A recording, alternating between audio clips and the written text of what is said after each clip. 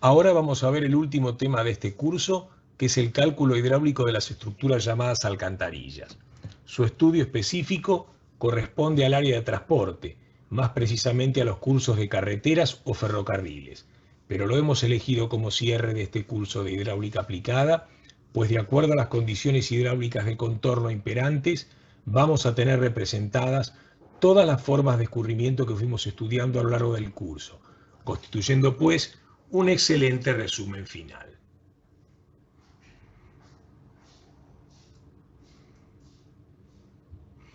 Denominamos alcantarilla a toda obra de arte ejecutada sobre o en las adyacencias de un camino o línea férrea, con el objeto de permitir la correcta evacuación de las aguas superficiales.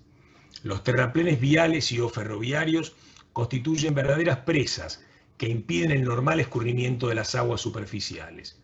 Resulta necesario entonces permitir su evacuación, para lo cual debemos construir estas alcantarillas.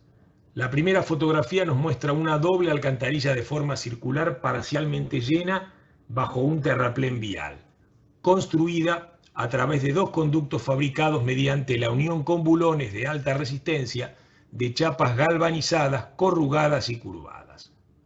La otra fotografía representa una alcantarilla rectangular triple de hormigón armado ejecutada bajo un terraplén ferroviario. Presenta muros de ala y un zampeado protector también ejecutado en hormigón armado. Como toda estructura que cumpla una función hidráulica, una alcantarilla debe tener la capacidad para erogar el caudal de diseño.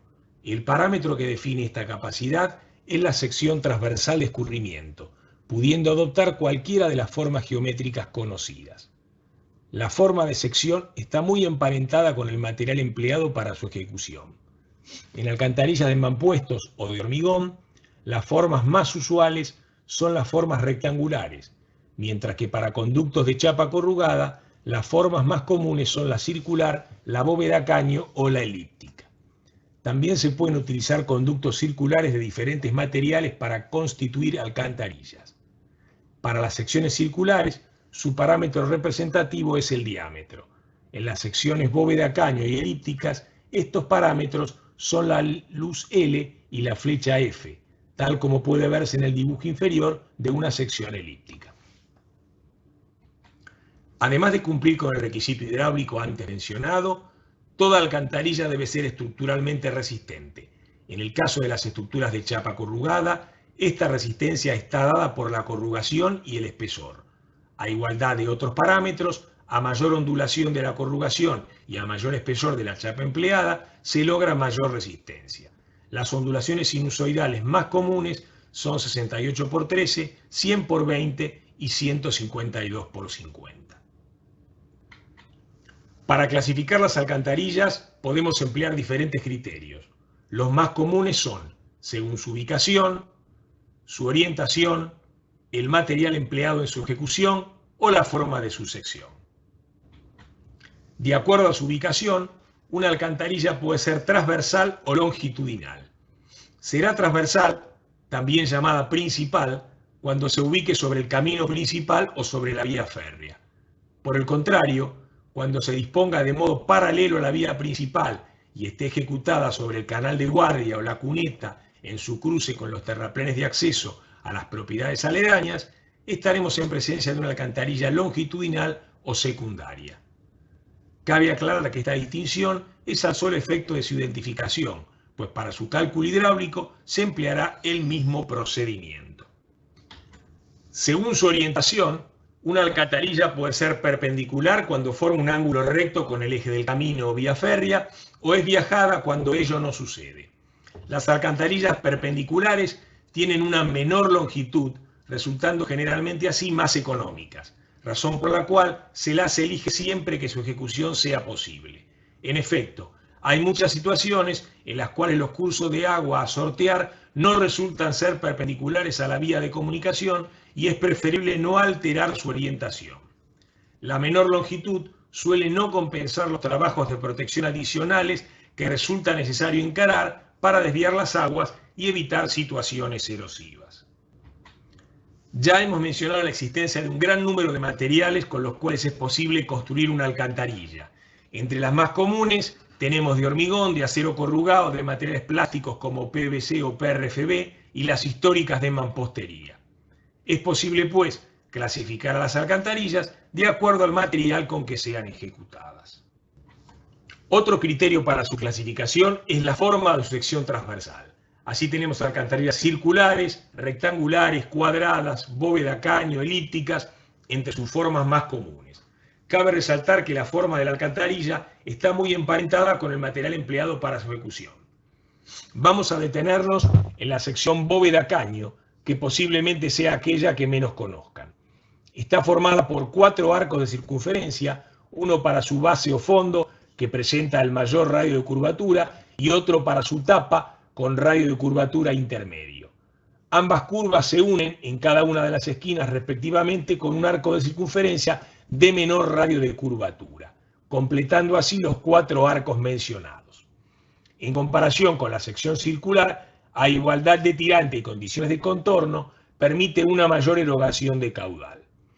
Se emplea, pues, en aquellos lugares donde no se dispone de altura suficiente para la instalación de una alcantarilla circular. En este tipo de alcantarillas hay que prestar especial atención a la concentración de tensiones que tienen lugar en las esquinas, producto de su mayor curvatura. Esto obliga muchas veces a la colocación de suelos especialmente seleccionados en estas zonas. Tal como mencionamos al comienzo de este video, de acuerdo a las condiciones de contorno, una misma alcantarilla podrá comportarse como un conducto a presión, un escurrimiento a superficie libre, un escurrimiento a chorro del tipo orificio o un escurrimiento a lámina del tipo vertedero.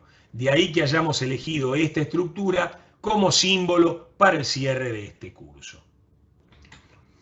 Como también mencionamos anteriormente, el atributo fundamental que distingue a una alcantarilla es su capacidad de erogación, entendiendo por esta al caudal máximo que puede erogar bajo una cierta condición de contorno. Para su determinación debemos considerar las 3 zonas en las cuales podemos dividir a una alcantarilla. Ellas son la zona de entrada, la zona de conducto propiamente dicho y la zona de la salida. En cada una de estas zonas, el máximo caudal que podrá circular bajo una determinada condición de contorno dependerá de diferentes parámetros. En efecto, en la entrada de la alcantarilla, el caudal erogado dependerá del diseño de la embocadura. Cuanto más puedan minimizarse estas pérdidas por embocadura, mayor será la eficiencia hidráulica de la alcantarilla. En el tramo de conducto, el caudal erogado dependerá de la rugosidad del conducto y de la pendiente bajo la cual ha sido instalado. En el tramo de salida de alcantarilla, el caudal será función del nivel de restitución en el canal de fuga. Por el principio de conservación de masa, representado por la ecuación de continuidad, estos 3 caudales en realidad solo pueden ser uno. En efecto, el caudal que ingresa por la embocadura deberá ser el mismo que circula por el conducto y aquel que se descarga por el canal de fuga. Por lo tanto, la capacidad de erogación de una alcantarilla estará dada por el menor valor de los mismos. Como hemos visto a lo largo del curso, podemos separar los problemas a resolver en 2 grandes grupos: problemas de verificación y problemas de dimensionamiento. En el primer caso, conocida la geometría de una alcantarilla y las condiciones de contorno, se desea verificar si es capaz de erogar el caudal de diseño que surge del respectivo estudio hidrológico. En la situación de dimensionamiento, se deben definir sus magnitudes geométricas a partir de un cierto caudal dado bajo ciertas condiciones de contorno.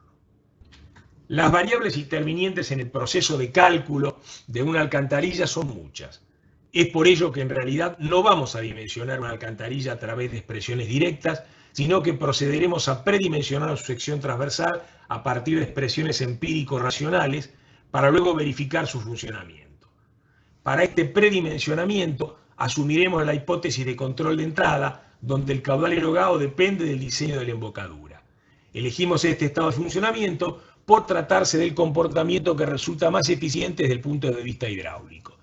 Una vez predimensionada esta sección transversal con expresiones que veremos en las siguientes diapositivas, el segundo paso será obtener los parámetros críticos de dicha sección transversal, tirante crítico, pendiente crítica, y el tirante en el canal de fuga a la salida de la alcantarilla. El conocimiento de estas variables nos permitirá realizar las distintas comparaciones necesarias para poder precisar la condición de descarga de la alcantarilla indicada en el tercer paso y definir su estado de funcionamiento en el cuarto paso. Arranquemos pues con el primer paso del proceso de cálculo. Veamos entonces las diferentes expresiones empírico-racionales que utilizaremos para el predimensionado de la sección transversal. Las mismas, como dijimos en la anterior diapositiva, derivan de la hipótesis asumida de control de entrada. Como vemos, vinculan al caudal con dimensiones geométricas de la sección transversal en función del tipo de sección que se trate.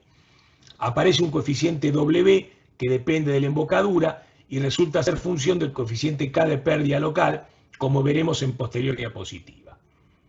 Para la sección circular, este coeficiente W aparece de modo directo, mientras que para la sección rectangular aparece a través del coeficiente psi. En la sección circular, el caudal varía directamente con el diámetro elevado a la 2,5, mientras que la sección rectangular varía directamente con el producto del ancho L por la altura h sub r elevada al exponente 1,5. En esta diapositiva podemos ver las expresiones para la sección bóveda-caño y para la sección elíptica. Presentan similar forma a las enunciadas anteriormente para las otras secciones. Los caudales son proporcionales al producto de la luz por la flecha elevada al exponente 1,5. Debemos mencionar que las magnitudes de longitud deben colocarse con unidades en metros para obtener los caudales en metros cúbicos por segundo. El segundo paso del dimensionamiento de una alcantarilla contempla el cálculo de los parámetros críticos de la sección transversal predimensionada en el paso 1. Para ello, utilizaremos todos los conceptos de energía propia, tirante y pendiente crítica que hemos visto a lo largo del curso y se resumen en esta diapositiva. Recordamos que energía propia es aquella parte de la energía total independiente de la energía de posición. Está pues representada por la suma de las energías de presión y la energía cinética. Tener presente que estamos hablando de energías por unidad de peso, de ahí que su dimensión sea una longitud. Recordamos también que llamamos tirante crítico a aquel tirante para el cual la energía propia es mínima.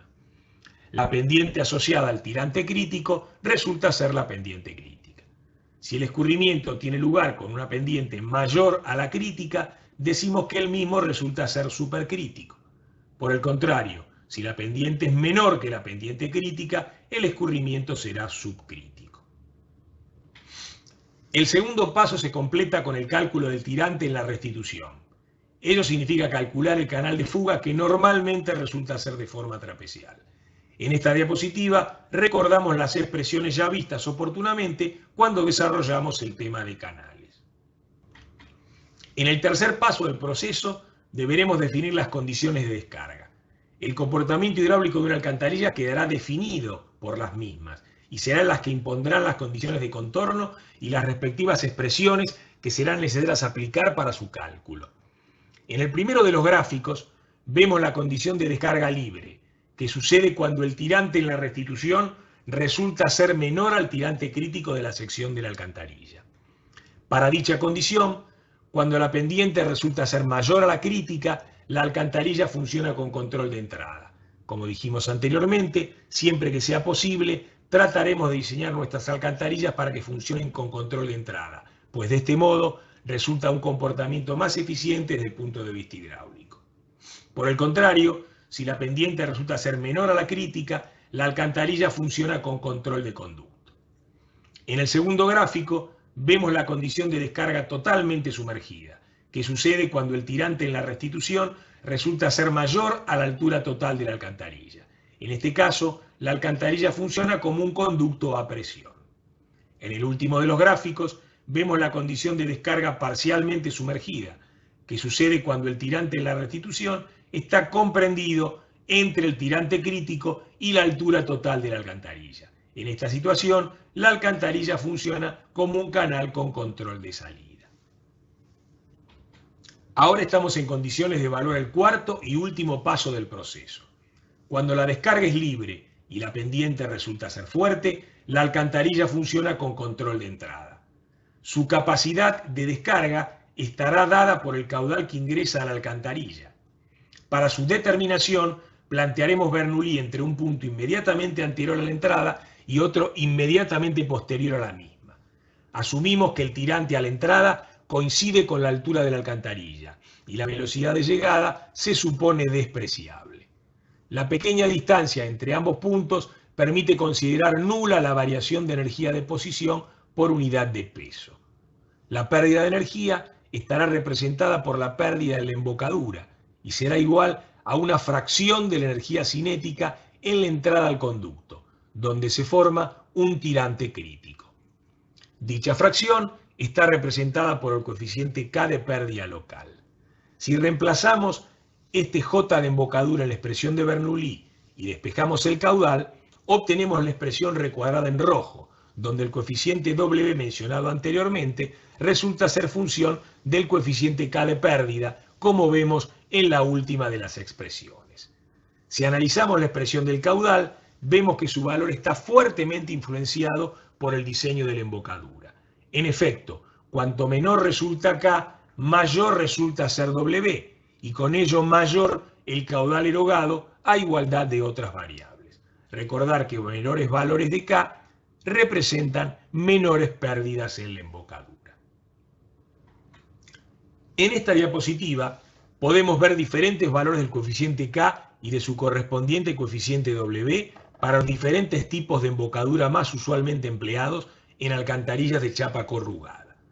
En la columna de eficiencia hidráulica hemos procedido a comparar los valores de caudal obtenidos para cada tipo de embocadura con aquel correspondiente a la alcantarilla que posee un muro frontal de cierre y muros laterales oblicuos de ala.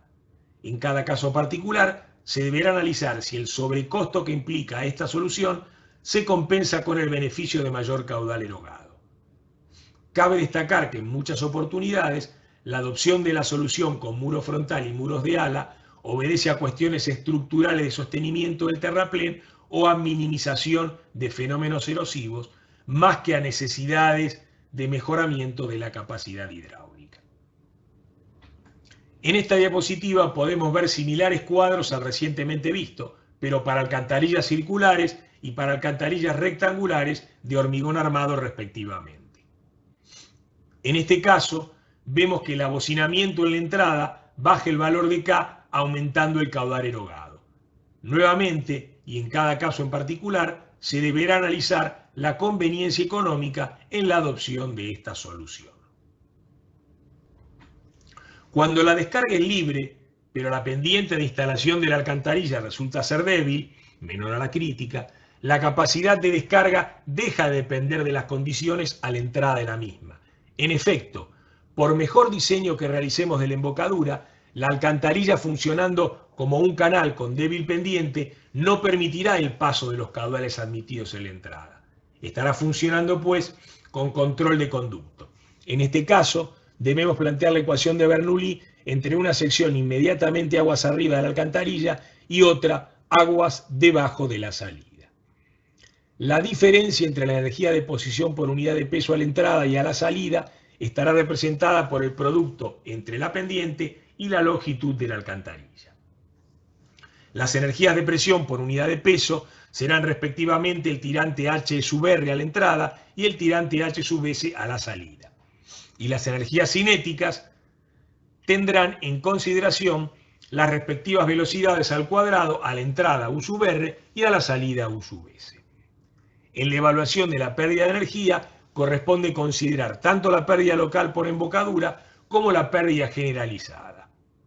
Para la evaluación de la pérdida generalizada aplicaremos la ecuación de Chesi-Manning. Si definimos como parámetro Z a la variación de energía piezométrica formada por el producto entre la longitud L de la alcantarilla y la pendiente I más el término H sub R menos H sub S y definimos como variable adimensional I al trinomio formado por la unidad, el coeficiente K de embocadura y el producto entre el doble de la aceleración de la gravedad, el cuadrado del coeficiente de Manning y la inversa del radio hidráulico elevado a la 4/3, podemos expresar el caudal a través de la expresión recuadrada al final de esta diapositiva. En el caso de tratarse de una sección circular, el parámetro adimensional I adopte el valor de 1 más K más 124,58 por el coeficiente de Manning al cuadrado por la longitud L de la alcantarilla dividido su diámetro elevado a la 4/3. Si reemplazamos en la fórmula del caudal, obtenemos la expresión recuadrada superiormente. Análogamente, si la sección tiene la forma bóveda-caño, el valor de la sección es igual a 0,788 veces el producto de la luz por la flecha y el radio hidráulico resulta ser igual a 0,299 veces la flecha. Reemplazando estos valores en las fórmulas del parámetro I y luego en la expresión del caudal, arribamos a la expresión recuadrada inferiormente.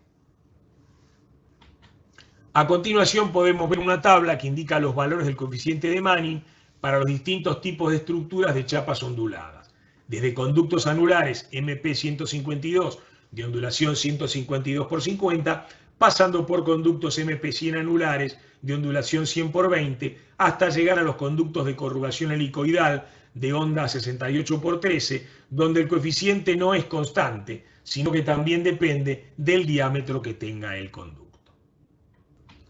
Cuando la descarga es parcialmente sumergida, decimos que la alcantarilla funciona con control de salida y debemos diseñar la misma como un canal con un tirante igual al tirante en la restitución. Aplicaremos la expresión de Chesimani que vimos al ver los escurrimientos a superficie libre. En el caso de una sección circular, recordar que la relación H sobre D, que maximizaba el caudal, era igual aproximadamente a 0,94. Para dicha relación, el adimensional obtenido de la tabla de Dewar y Posey valía 0,3352. Si operamos con esta expresión y despejamos el valor del diámetro, llegamos a la expresión inferior izquierda. En el caso de una bóveda caño, la relación H sobre F que maximiza el caudal es igual aproximadamente a 0,90. En dicha situación, la sección transversal de escurrimiento vale 0,755 veces el producto de la luz por la flecha y el radio hidráulico asciende a 0,355 veces la flecha. Si reemplazamos en la ecuación de Chesimani, operamos y despejamos la luz, obtenemos su valor en función del caudal.